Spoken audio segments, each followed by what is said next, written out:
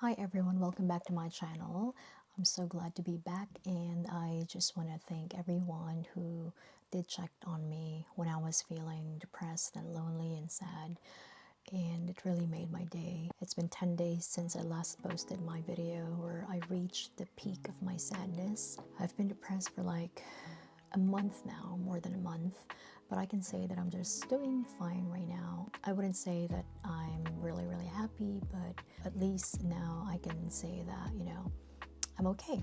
So this video is kind of like an update of what's been going on after all those times that I've been feeling sad, and also a video for those who's wanting to go work abroad, regardless if it's their first time here in the UK or anywhere around the world. I just want to share all the things that I personally did for myself for me to combat this battle of feeling homesickness and feeling sad and feeling down and feeling depressed. Like I've mentioned in my previous video, I've been here for almost 2 years now. On my first year, I was okay.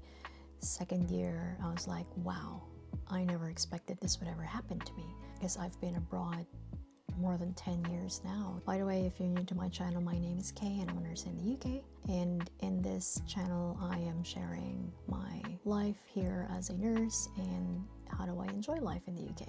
So I probably have like about more than 10 items that I'll discuss with you about the steps that I did. The very first step, which was actually the most difficult one, would be to get out of my room and to actually get out of my flat. What I did was like I went to the local store, just did some grocery shopping, and I went to a bookstore and bought some books. I managed to read one of the 2 books that I bought, which is this one. It's Rich Dad Poor Dad, because I want to learn more about managing my finances. And then the other book that I bought was this, 7 Habits of Highly Effective People, which I'm about to start reading tonight. It really helped me become distracted from unwanted thoughts.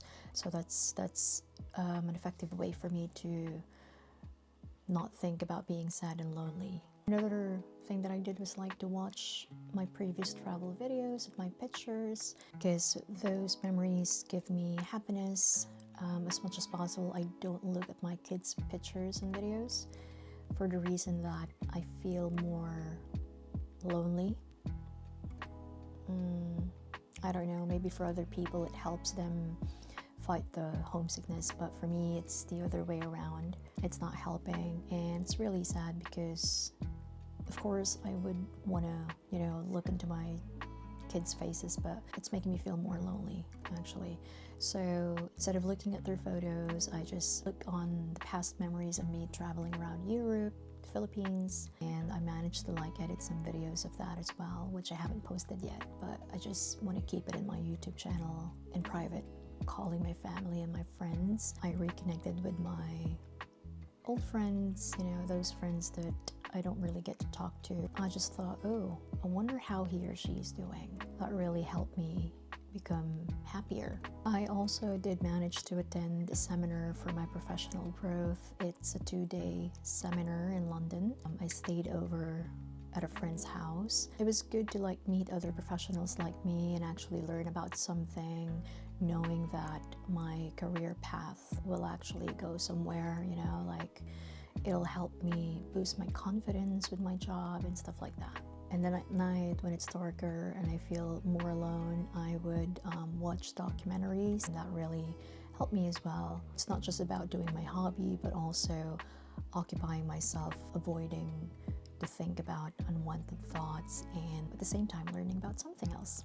I'm not gonna lie, it came to a point wherein I thought about like, what if I just go back home? What if I just go back to the Philippines? And every time I think about that, I'm like, and then what?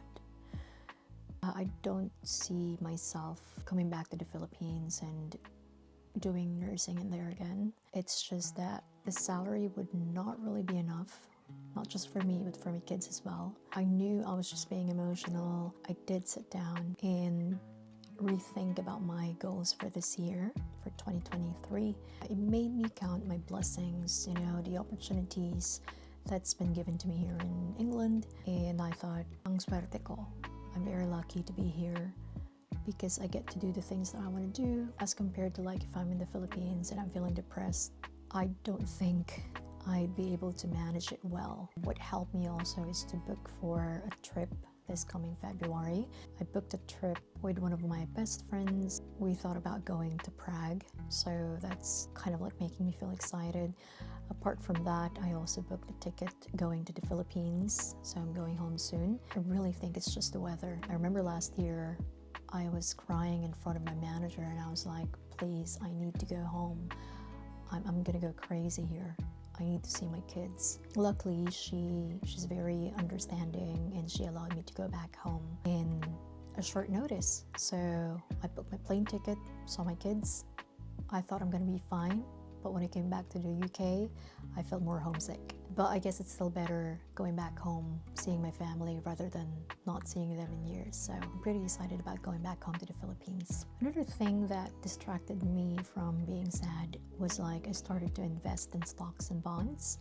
I'm fairly new to this type of investing. I really wanted to do that like 7 years ago, but for some reason I wasn't.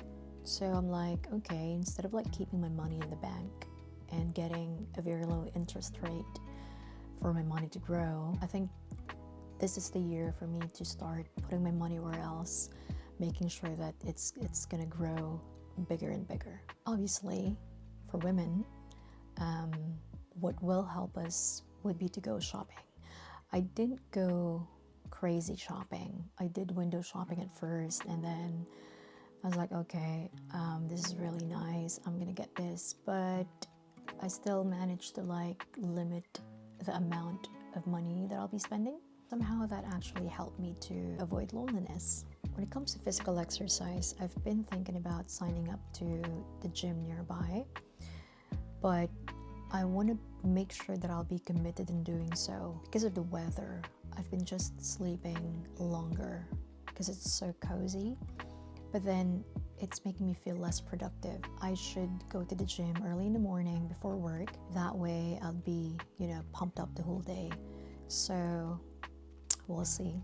Yeah, basically I just did whatever makes me feel happy at the time. I go out, I eat whatever, I buy whatever. It even came to a point wherein I had to sleep at my flatmate's room because I was like, I can't be in my room. It's so dark in there, and every time I lay in my bed, I'm like, I feel this sadness and I don't even know where it's coming from. It could be triggered by the weather because it's still really, really cold here right now. It could be triggered by some changes in my life for the past month until now.